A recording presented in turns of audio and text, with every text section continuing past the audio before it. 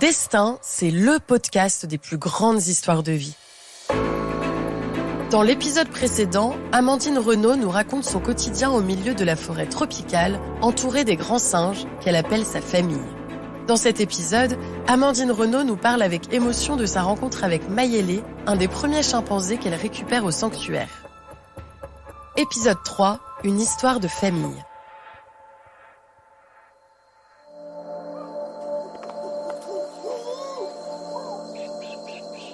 Je me sens seule parce que même si on est une équipe soudée, je pense que je suis un peu toute seule à stresser. Est-ce que je vais réussir ? Parce que vraiment, moi, la promesse que j'ai faite à mes petits, c'est de les remettre en liberté. Le gros point d'interrogation tous les jours, c'est est-ce que je vais y arriver ? Parce que ça dépend pas que de moi, ça dépend des autorités, ça dépend de si on peut protéger la forêt, ça dépend de si on a de l'argent. Et la question de l'argent revient souvent parce que sans argent, je peux pas nourrir les singes, mais aussi je peux pas payer le staff. Donc j'ai beaucoup de pression et c'est vrai que ça tourne beaucoup là-dedans. Parce que j'ai envie d'y arriver en fait, tout simplement.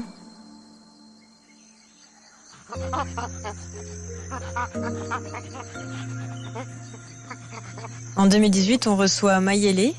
C'est un des premiers chimpanzés qu'on récupère et on a un lien très fort, Mayele et moi. Mayele, c'est du Lingala, ça veut dire intelligent. En fait, tous les primates qui sont au refuge sont baptisés pendant leur séance de quarantaine.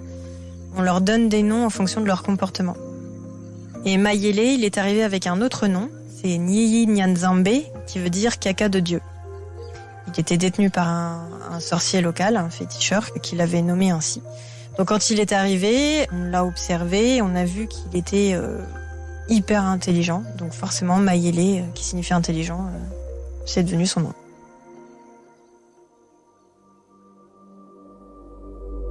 Donc on est en 2018, on nous appelle pour nous signaler un chimpanzé sur Kinshasa.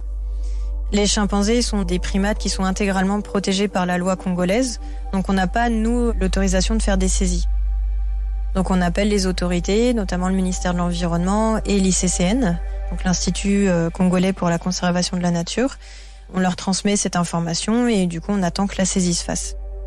Et on nous explique qu'il est détenu chez un féticheur, donc sa saisie a dû être faite dans la semaine. Et ensuite, l'ICCN a demandé une quarantaine d'un mois aux zoos de Kinshasa. Donc je suis allée le voir aux zoos de Kinshasa en attendant. Et ensuite, il est venu au projet et on a dû reprogrammer tout son esprit parce qu'il était vraiment humain. On ne sait pas, en général, quand on récupère des singes, on ne sait pas vraiment ce qu'ils ont vécu. Alors, on m'avait prévenu que c'était un chimpanzé qui avait fumé des cigarettes, qui avait bu de l'alcool, il était habillé comme un enfant, il était enchaîné, on a une photo de lui complètement enchaîné au niveau du cou. J'ai fait analyser ces photos par plusieurs vétérinaires parce qu'il a une cicatrice sur la bouche, et il a des cicatrices un peu sur le corps aussi. Il a des doigts en moins. Apparemment, de ce qu'on nous a dit, il servait aux séances de sorcellerie. Quand je suis allée le voir aux zoos de Kinshasa, donc j'arrive, je m'approche de lui, il était dans sa petite cage. Je sais pas ce qu'il était en train de faire avec ses doigts, mais je m'approche et je parle chimpanzé pour le rassurer. Il me regarde et tout de suite, il s'intéresse, il me prend la main. Et c'est pour ça que c'est difficile de savoir vraiment ce qu'il a vécu, mais je pense qu'il a vu des choses vraiment bizarres. Parce qu'il se comporte vraiment comme ce qu'on peut imaginer d'un sorcier en fait. Donc il me prend la main, puis il fait des petits ronds avec son doigt, puis il lève son doigt et ensuite il pointe son doigt et là il me regarde. Jusqu'à ce que son index touche mon bras. Et il reste à me regarder, à me fixer. Et là, je me dis, ok, toi, il y a du boulot.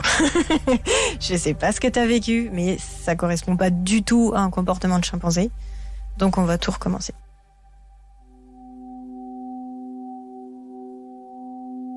Et un mois plus tard, on est retourné le récupérer. Et on a fait le chemin...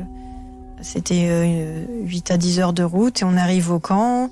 On commence à parler chimpanzés, petite quarantaine, les premiers tests sanitaires pour voir s'il n'est pas porteur de maladie. En fait, il a fait une quarantaine aux zoos de Kinshasa, mais aux zoos de Kinshasa, les visiteurs sont autorisés. Donc c'est pas une vraie quarantaine. Donc nous, à partir du moment où un singe arrive au camp, on reprend la quarantaine de 0. Et une quarantaine, c'est 3 mois. Pour être sûr justement qu'il n'y a pas de maladie pulmonaire ou autre qui se déclare, notamment la tuberculose. Et donc, une fois sa quarantaine passée, on va passer à l'étape de présentation où le nouvel orphelin est présenté aux autres membres de son clan. À l'époque, on n'avait que Yuyu et Mongo. Donc on l'amène dans la maison des chimpanzés. C'est une grande cage avec plusieurs chambres. On le met dans une des chambres. Et l'idée, c'est qu'il rencontre ses femelles en étant protégé par les barreaux des chambres. Parce qu'encore une fois, les chimpanzés peuvent être violents. Et l'idée, c'est que ils se côtoient et qu'ils deviennent amis pour qu'on puisse les laisser ensemble aller en forêt. Et en fait, Maïlé, quand il est arrivé dans cette chambre, c'était vraiment bouleversant. Parce qu'en fait, il s'est retourné vers moi en me tendant la main, en me disant « mais reste avec moi ». Il regardait les autres chimpanzés, c'était vraiment « mais ça, c'est quoi ? C'est quoi ?» Enfin, Yu et Mongo, elles sont gentilles, hein, mais elles sont un peu bourrines. Et du coup, elles étaient trop contentes d'avoir un copain. Mais non, lui, il était absolument terrorisé. Et donc ça, c'est bouleversant parce que moi, je suis pas de son espèce. Et il a préféré se tourner vers moi en me disant « protège-moi, ça, je connais pas ». Et c'est ce qui est dur en fait quand on fait ce métier. Alors oui, c'est beau, on sauve des singes, on leur offre un meilleur environnement, mais on est confronté à leurs souffrances. Et c'est pas que des souffrances physiques, c'est des souffrances psychologiques, parfois qui restent des années, qui peuvent rester à vie en fait. De voir qu'on est obligé de passer par cette étape de « ah bah là t'as été isolé pendant 3 mois, maintenant tu vas rencontrer ta nouvelle famille », c'est une famille qu'on impose. De voir le bouleversement, le stress que ça engendre chez tous, pas que chez Maïlé, hein, chez Yuyu et Mongo aussi, et de se dire, c'est nous en fait les humains qui créons tout ça. Si ce singe est là en réadaptation, c'est parce que mon espèce derrière a fait de la merde, quoi. Après, Maïlé, il s'est habitué, ça a pris quand même 3 mois. Il s'est habitué petit à petit, et ensuite ils ont pu évoluer ensemble dans la forêt. Et ça, c'était une autre étape.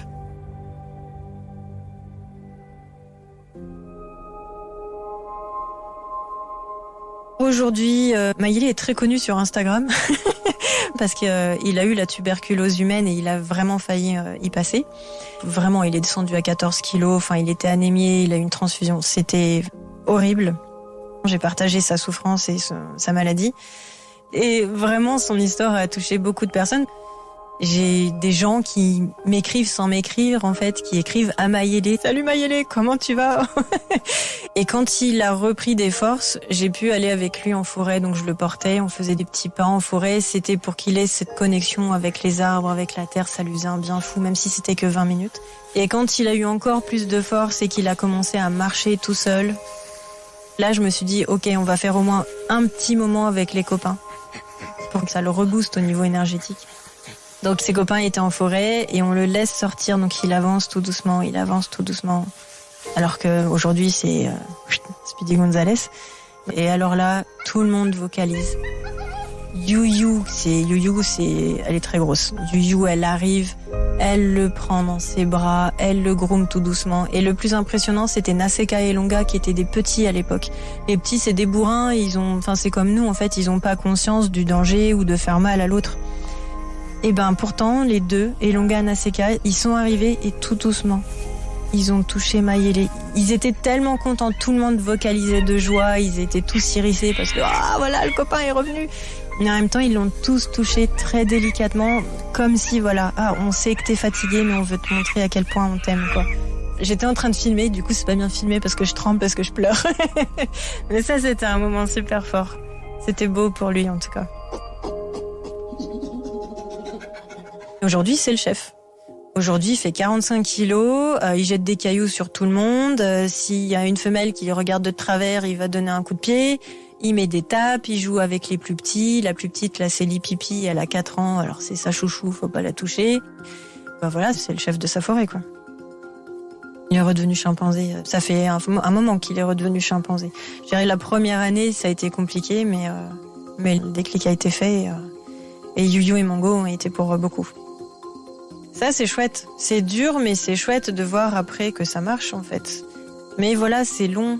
C'est beaucoup de patience, c'est beaucoup de souffrance. C'est beaucoup de moments où on les groom. Le grooming, c'est l'épouillage. On enlève les peaux mortes, on enlève les insectes, mais c'est aussi un rôle de détente et ça crée des liens sociaux entre les individus. Donc c'est hyper important dans la société des primates. Ils grandissent comme nous, là, c'est vraiment des ados, ils découvrent leur sens, quoi. En fait, la dimension sexuelle est toujours présente chez les chimpanzés. Mayele commence à se tripoter régulièrement et les femelles ont commencé à avoir leur chaleur. Ils aiment bien se tripoter et puis regarder ou se toucher les fesses. Ah tiens, un doigt dans les fesses. Toi, je t'aime bien aujourd'hui. Voilà, c'est un peu la maison des fous quand on les regarde faire, mais c'est drôle. Mais par exemple, Naseka, en ce moment, donc Naseka, c'est un chimp qui a 5 ans et demi, 6 ans. Lui, en ce moment, son délire, c'est de prendre des bouteilles et de mettre son truc dedans et puis il est tout content. Moi, je le regarde, je dis ok, tout va bien.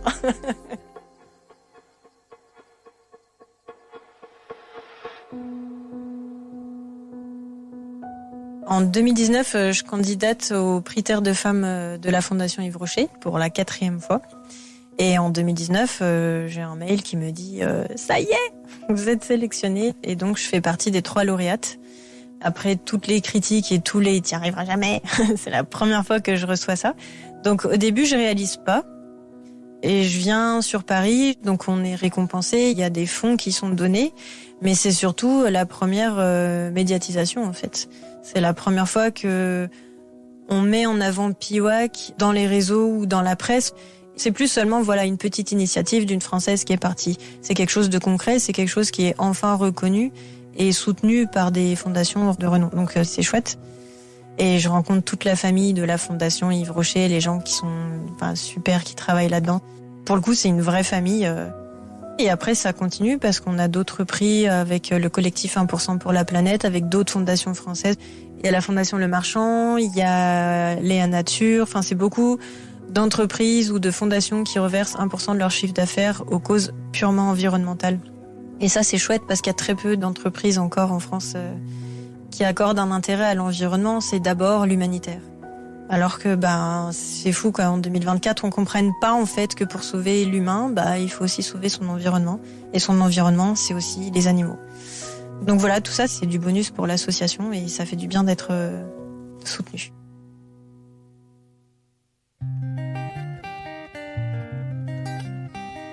Il y a 2 maisons d'édition qui me contactent en 2021 pour écrire un livre.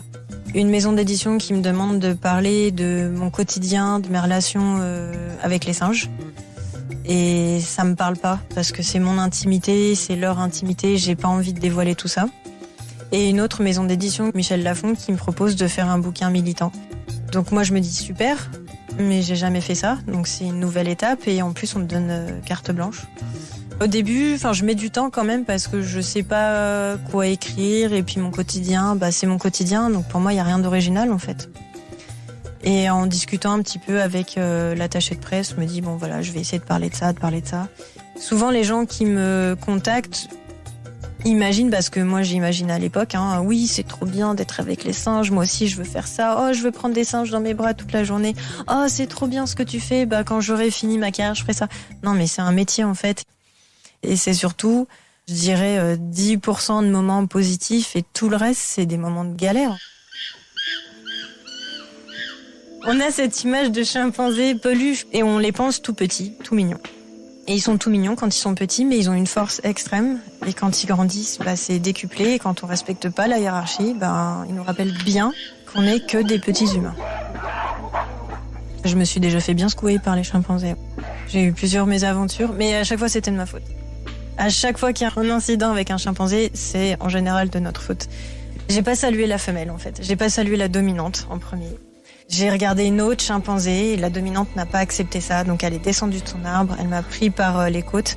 Et quand je vous dis qu'ils ont de la force, je suis pas petite, elle m'a jetée sur au moins 5 à 10 mètres. Je me suis retrouvée les fesses par terre dans les marécages, à me dire je suis en vie ou pas là. Et j'ai eu une marque énorme sur les côtes pendant 10 jours. J'ai eu le doigt arraché par un chimpanzé. J'ai été tirée par terre sur plusieurs mètres par les cheveux par une chimpanzé pendant que l'autre me mordait les fesses.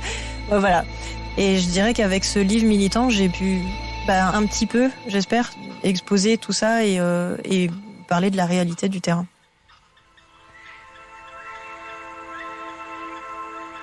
J'avoue que moi, je suis un petit peu en décalage avec ce que vous vivez ici, je pense. Parce que j'entends toujours que la nouvelle génération va faire plein de choses, que c'est la nouvelle génération qui va nous sauver. Nous aussi, on était la nouvelle génération à une époque et c'est trop facile de baisser les bras et de tout remettre sur le dos des jeunes. Et en même temps, je vois pas beaucoup de gens hyper motivés. Bien sûr, il y a des gens motivés, il y a des gens dans les associations, mais pour moi, ça va pas assez vite. La réponse que j'ai en général, c'est on peut pas sauver tout le monde, de toute façon, il n'y a pas assez d'argent. L'argent, il y en a. Dans le monde, il y en a de l'argent. Juste, il est pas mis au bon endroit. Donc, j'aimerais bien, je sais pas, avoir une baguette magique pour réveiller tous ceux qui ont plein d'argent et leur dire mettez ça au bon endroit. Aider la nature, quoi.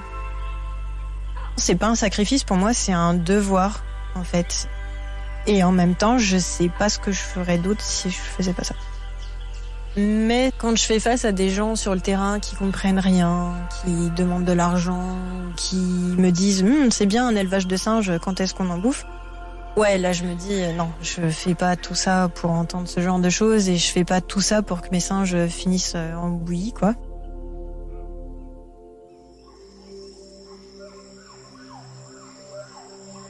L'étape suivante, c'est la réintroduction. On a 15 chimpanzés et 15 petits singes aujourd'hui. Les chimpanzés sont encore trop jeunes pour être réintroduits, c'est un tout petit groupe. Mais les cercopithèques, on pourrait déjà l'envisager. Pas pour les bébés, mais pour les plus grands, on pourrait l'envisager. Donc ça, maintenant, il faut on travaille ça avec les autorités, qu'on trouve le terrain et les fonds, parce qu'en fait, l'idée, en tout cas pour nous à Piwak, c'est pas de relâcher les singes et ça va, voilà, on a fini notre boulot. Non, c'est on va les relâcher, mais on va les suivre pour nous assurer qu'ils soient pas chassés derrière. Je lance un appel à dons, tout simplement. Je lance un appel à dons parce qu'on est une association française qui a eu pas mal de médias, mais pour autant, on s'en sort pas financièrement. Moi, personnellement, je suis toujours pas salariée. On a des petits moyens, on n'a pas de véhicule, on ne peut pas financer un vétérinaire à l'année. C'est ce que j'espère réussir à faire d'ici peu. J'ai pensé à abandonner parce que c'est beaucoup de stress, c'est beaucoup de galères et des fois, on se dit, on vient de planter 300 arbres, là-bas ça brûle, à quoi ça sert, quoi. Ou on sauve un singe, il y en a 3 qui nous passent sous le nez dans des caisses sur les motos, et voilà, on ne peut pas les sauver. Je pleure beaucoup, j'ai peur en forêt. Mais oui, des fois j'ai envie d'abandonner, mais après je peux pas parce que c'est ma famille. C'est vraiment ma famille et et non, c'est pas possible.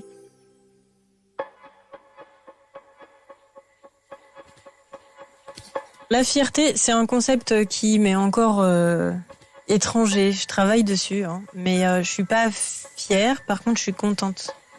Je suis contente de pas être restée dans cette bulle de timidité, à me dire je peux rien faire. Je suis contente de finalement avoir cru en mes envies, en fait, cru en mes rêves. Après, moi, mon pur bonheur, c'est quand je les vois eux dans les arbres, en fait. Alors, ils viennent plus comme avant, parce que quand ils sont petits, ils sont toujours avec moi. Et puis, au fil du temps, il y a l'appel de la forêt, donc ils jouent dans les arbres. La bipède, là qui a monté aux arbres. Voilà, donc il n'y a plus de lien pareil, mais en fait, de les voir gambader dans les arbres, c'est une belle réussite. Même si c'est pas l'étape finale, c'est déjà bien.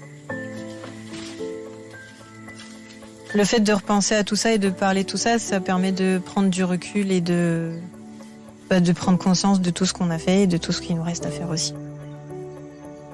Au quotidien, j'ai ma liste, là il faut faire ça, je le fais, hop, je sais checker, je passe à autre chose. Et c'est rare en fait d'avoir du temps et de se dire ah tiens, j'ai fait ça, ah on a réussi ça, ah oui c'est vrai que ce petit il avait vécu ça.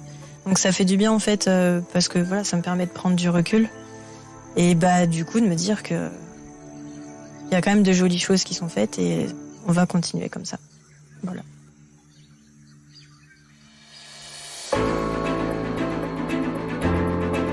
C'était le dernier épisode de la saison de Destin consacré à Amandine Renaud. Destin est un podcast énergie imaginé par Sarah Conan. Rédaction en chef et interview Anaïs Kopman, assistante éditoriale Marie Carrette, production Anne-Cécile Kiry, réalisation Cédric Ledoré. Pour être au courant de la sortie de la prochaine saison, abonnez-vous sur votre plateforme d'écoute préférée et laissez-nous des étoiles et des commentaires. Et bien sûr, rendez-vous sur l'application et le site Énergie, rubrique podcast. À très vite pour un nouveau parcours de vie hors du commun.